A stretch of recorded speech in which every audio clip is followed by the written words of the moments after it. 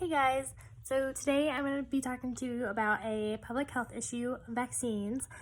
Basically what's on my mind about them, the pros, the cons, what other people think, the history of vaccines, and how that all got started. So vaccines basically became a thing and became known in the year 1796 when a guy named Edward Jenner came up with a smallpox vaccine. Jenner basically hypothesized that an infection with cowpox would prevent you from getting smallpox later on. And he hypothesized this by inoculating the 8-year-old boy named James with matter from cowpox. And James came down with sickness, but it only lasted several days and he made a full recovery. And then later, Jenner went to basically introduce smallpox to the boy to see if his hypothesis worked. And it did. The boy didn't come up down with smallpox. The cowpox vaccine worked.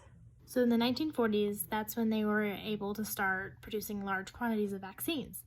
And to begin with, it was a small list, including they were able to vaccinate against smallpox, diphtheria, tetanus, and pertussis.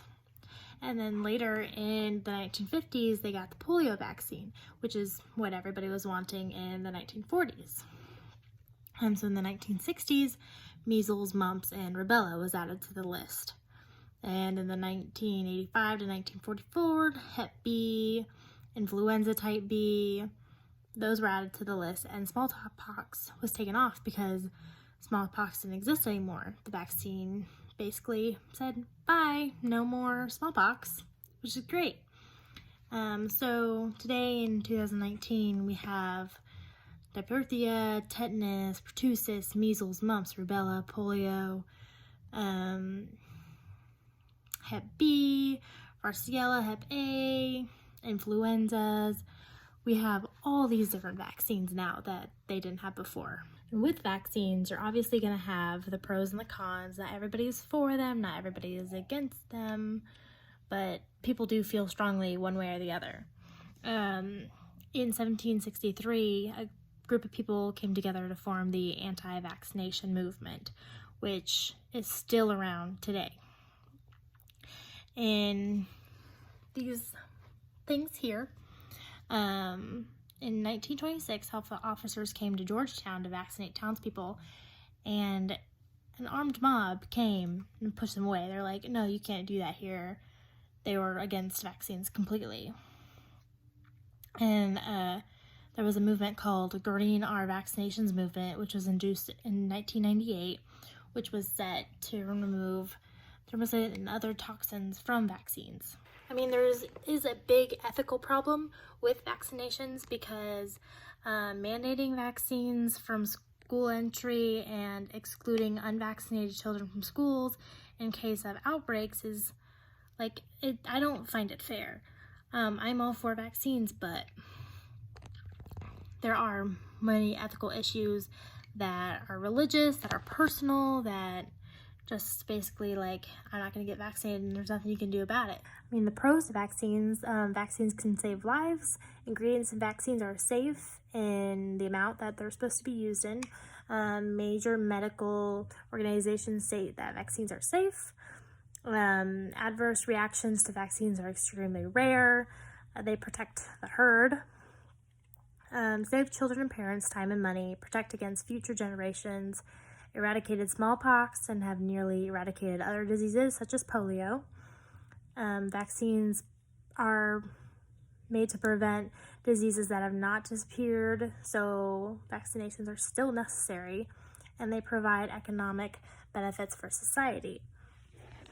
Now, the cons, which the anti-vaccinators have brought up greatly, are that they can include serious and sometimes fatal side effects, contain harmful ingredients, government should not interfere in personal medical choices, mandatory vaccinations infringe upon constitutionally protected religious freedoms, they can contain ingredients that some people consider immoral or objectionable, there are unnatural and natural immunity more effective than vaccinations, pharmaceutical companies FDA, CDC should not be trusted to make regulated safe vaccinations was one of the anti-vaccinators' con, and diseases that vaccinates target have essentially disappeared.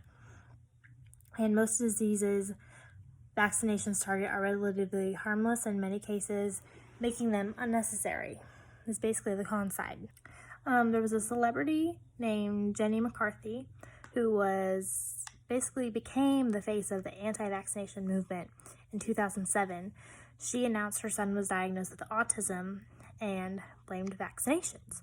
So obviously she's a main celebrity figure, like everybody is going to be like, oh, she's right because she's a celebrity, and then follow in her footsteps. A big problem. Another case study would be in 2013, the measles outbreak occurred in communities that had not vaccinated their children due to physiological or religious beliefs. In 2013, there were 159 cases in 16 states. 2014, there were 668 cases in 27 states, and in 2015 there was 188 cases in 24 states, which is a lot. I believe that if they had vaccinated their children, there would not have been this many cases of this outbreak. So basically, where do we go from here? I believe that vaccines are a growing trend. There's more people getting them than there is not getting them, but that's just what I see. I think vaccines will continue to evolve and expand no matter what. Anti-vaccinators are not going to stop doctors from trying to come up with vaccinations, such as things that they're trying to get vaccinations for, which is cancer and Alzheimer's. That's a huge deal. Anti-vaxxers are not going to stop people from vaccinating their children. They're just going to create arguments and keep this trend going of anti-vax and vax.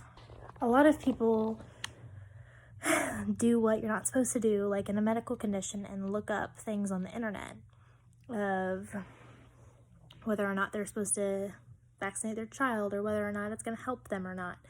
And they see all these things that anti-vaxxers are saying about death and how it can create serious problems and how it can create illnesses and how it can give children autism and all that, but the cases are very low, and I believe that vaccinations should be a thing.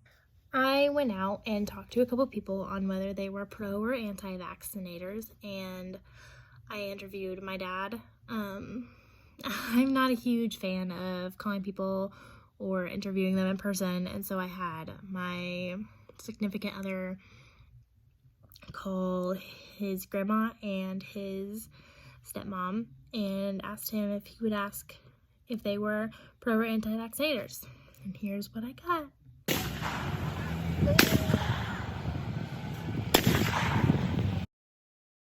Hello. Hello. This is my dad, Todd. Are you a pro-vaccinator or anti-vaccinator? Pro-vaccinator. Why do you say that? Because you need to be vaccinated for all the diseases that have come up. How do you think we got rid of smallpox? Yeah. Anti-vaxxers are morons. Question. Are you anti-vax or are you pro-vax vaccinations? Pro. And your reason why? Because diseases that were eradicated for hundreds of years before people started not doing the vaccination. And now measles is back, mumps is back, chickenpox is back. That's my reasoning. Okay, thank you. Are you pro-vaccination or are you anti-vaccination? I'm pro. And your reason for that? Because it keeps children and adults healthy. I found this really interesting video of doctors having a heated debate on CNN about vaccinations. One of them's for vaccinations, one of them's against vaccinations. Check it out. After the vaccine development in 2000, we eliminated measles. Since then, when people started not immunizing their kids, this outbreak has begun. The numbers are clear. It's straightforward. There is no controversy. This is something that is being propagated by people who don't understand the medicine. And Dr. Wolfson, the number of cases has more than tripled in the past year. I know you are opposed, you're on the opposite side here, to vaccinating children with MMR, which is the vaccine for measles, mumps, and rubella. It is, to be fair, one of the most widely studied vaccines in the world. Links to autism have been widely discredited, yet many people are not vaccinating. In fact, a majority of the measles cases in this outbreak, which I think is important to mention, have involved people who were not vaccinated. So why do you oppose the vaccine? Well, what I'm opposed to is the fact that we're injecting chemicals into our children. This is aluminum, mercury, sometimes aborted fetal proteins. There's antibiotics in there. We're doing something that is totally foreign and totally unnatural to our children. We are experimenting on our children. Our children have the right to get infections. We have immune systems for that purpose.